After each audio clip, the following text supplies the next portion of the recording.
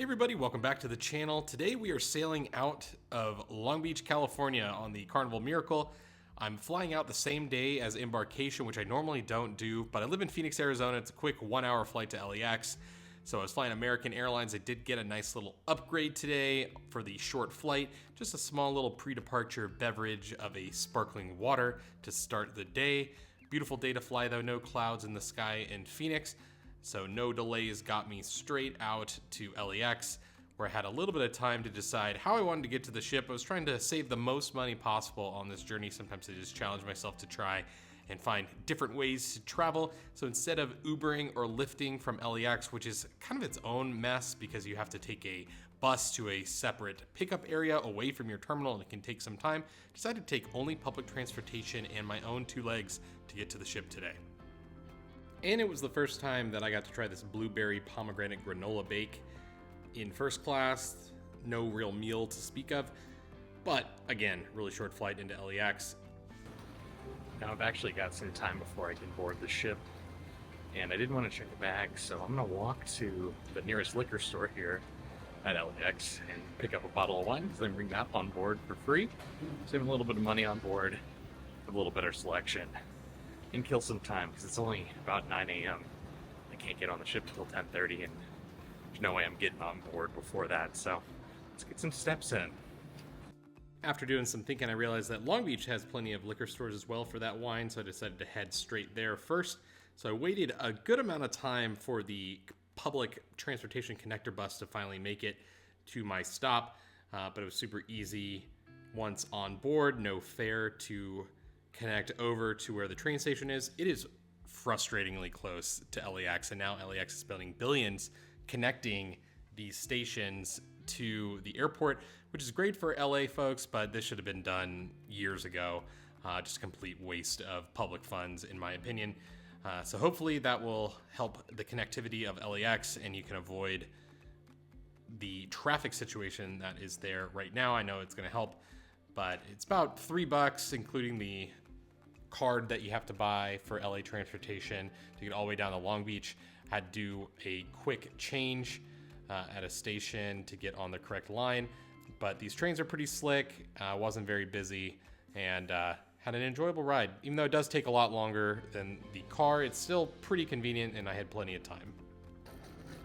So overall, pretty easy ride for $1.75 from the airport. Just takes a while, but it beats paying like $54 for an Uber or a Lyft, which was the price for me. And I have time, so we're gonna go find a bottle of wine here in Long Beach, save some money further with that action, then probably walk to the port. It's not too long of a walk and it's a nice day. All right, we got the Italian red for about 27 bucks. It's a nice little Nebbiolo. Now we're gonna figure out how to get to the port. Might try and scam onto their remote parking that Carnival has to run from the convention center, which is just up ahead. Not sure how easy it is to get on board, but it might save me the walk. We'll see. I ditched my plan to go from the parking structure on those buses. Just couldn't really figure out how to access it, so decided to walk over. Took about 45 minutes or so. I'm a very quick walker, but made it to the port on time, a little early even. We wanted to go straight to the ship and check things out, so I had to go get checked in. The port of Long Beach is pretty much exclusively Carnival cruise ships. It's very close to the Los Angeles port, though. Probably a 10-minute Uber ride. If you were to ship hop, which I've done before, you can check out my videos on the channel of me doing just that.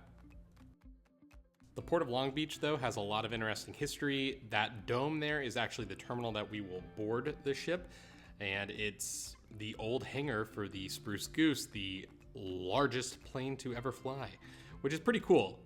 Really amazing, and they have some cool models in there that I'll show you in just a sec. That ship over to the left is not my ship. That's actually the Queen Mary. It is the original Queen Mary, and it's been permanently moored here for decades. It's now a hotel, and you can actually visit that during the day, pay an admission fee, and go do a cool tour. Highly recommend doing that, and it's a very convenient pre-cruise hotel stay. So pretty cool little option there for folks. If you are looking, though, to stay pre-cruise somewhere else, pretty much all of Southern California is very connected to Long Beach. You can stay in downtown Long Beach, down in Orange County, go visit Disneyland, or hang out in LA, go visit LA.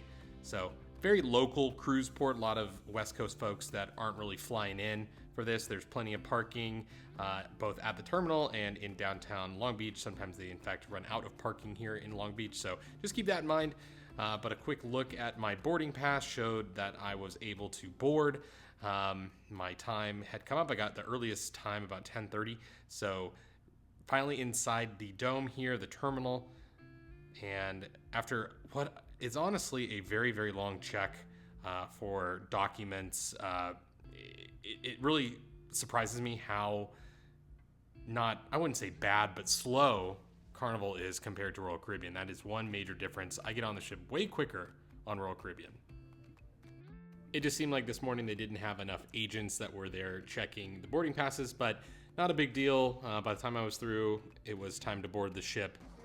That was definitely the slowest security check ever.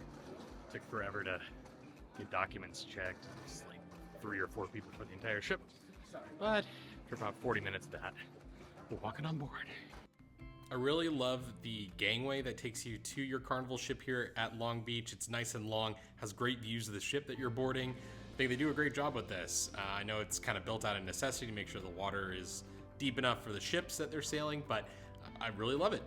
People probably with mobility issues probably don't love it as much as me, but love getting a good shot of the ship before I board. I just feel like when I board ships in Miami or other ports, sometimes you don't really get the full scale of how big of the ship you're actually getting on is.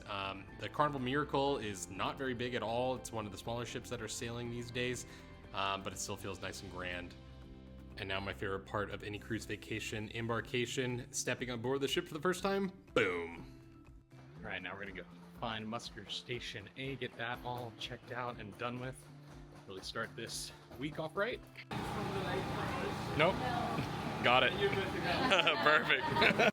Super quick drill in person, which is great. Headed up to the buffet for lunch, got some Chinese food.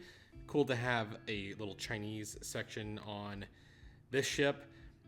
Nice view of Long Beach. There's a lot of oil refineries, so it's not the prettiest port, but I think it is a lot prettier than like the Long Beach port, so if we're comparing the two. Plus you have great views of the Queen Mary off one side of the ship.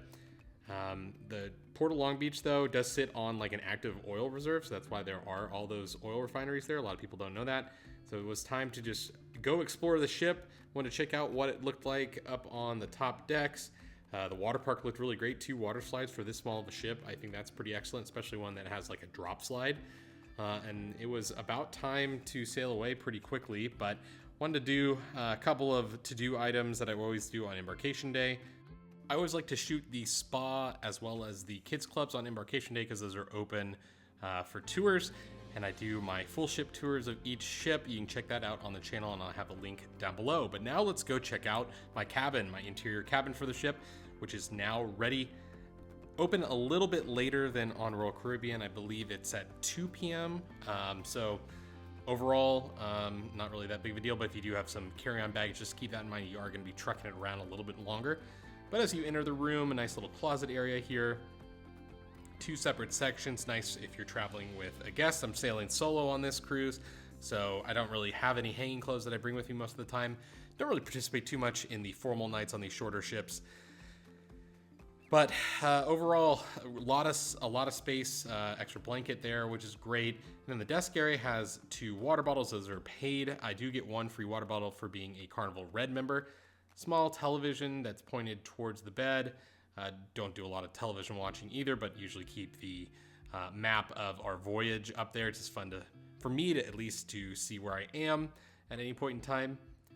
Nice beach towel already waiting there for me in the Carnival room. I love that Carnival does that versus Royal Caribbean where you have to go use the towel desk. They have a nice little unpacking area so you don't get your bed all germed up, which is cool. 2 little nightstands right next to the bed, and now we'll check out the bathroom, which is pretty standard bathroom. Not really anything amazing going on in here, but plenty of storage for your toiletries. 1 sink, 1 toilet, very loud toilet. Everything's going to be vacuum toilet, kind of like on an airplane.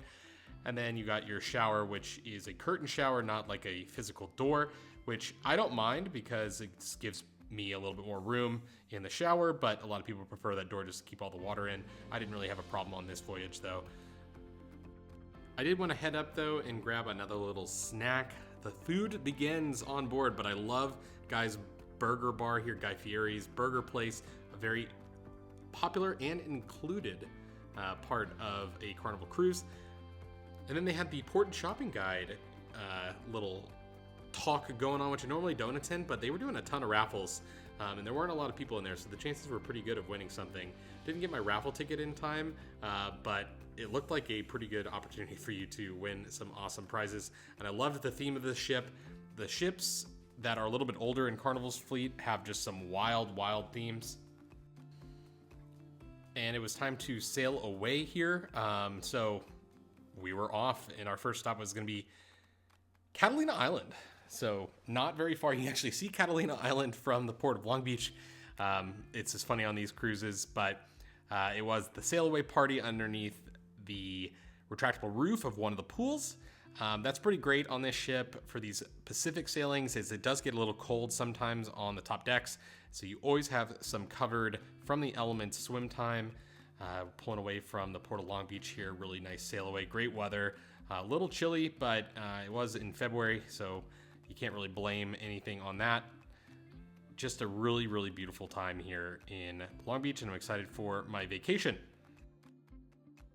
All right, so we're back down in the stateroom before dinner. So far, Carnival Miracle, great little ship. It's nice change of pace for sure, having like a smaller ship, but still packed with a lot of activities, I think, and things to do. Pretty impressed with the 2 water slides on board. It's kind of funny coming from the Allure of the Seas last month and having no water slides on board, which is a much bigger ship, to this one, and I already have 2. So pretty cool to see. I'm excited to try out dinner here in the main dining room. Got the early seating for dinner on this cruise. I'm gonna check out some of the activities around the ship, but we are off to Catalina Island, which is like 30 nautical miles maybe, so we're gonna have to do some laps out there in the middle of the ocean to keep the casinos open. So that's very important for Carnival, I know. But yeah, let's see how the night goes. Just one last look at the ocean here before I make my way to the main dining room for my included dinner. So I am sailing solo. I found it interesting that on board they do seat most of the solo guests together at one big table. It's a little different than Royal Caribbean. Usually as a solo guest, I kind of get my own table for 2. But yeah, it's nice to make conversation with some other folks that are sailing solo. Sometimes it's a little awkward, but you know, it doesn't bother me all that much. Grabbed a quick beer at the sports bar, which I think is really cool because they just have a ton of screens in here and they're nice and big, huge HD. Do a good job there, Carnival, so that's awesome. And then it's time to go check out the Bacchus dining room, and you can tell this place is themed to grapes. This is the most wild dining room I've ever seen at sea. Just absolutely bonkers theming. I love it. Again, this is not going to be everyone's taste, but for a quick little 4-night getaway, super fun. Dinner started with 1 bread roll. Pretty nice there, really fresh baked for sure. Honestly, I'm very impressed with the food on Carnival. I really love the main dining food. Grabbed a nice little cream soup there, and then got the short rib, which I've gotten before. The short rib was fantastic. So no complaints from me from dinner. Went ahead and skipped dessert, and then went to the Welcome Aboard show. So that was my first night aboard the Carnival Miracle. Stay tuned for day 2 in Catalina Island.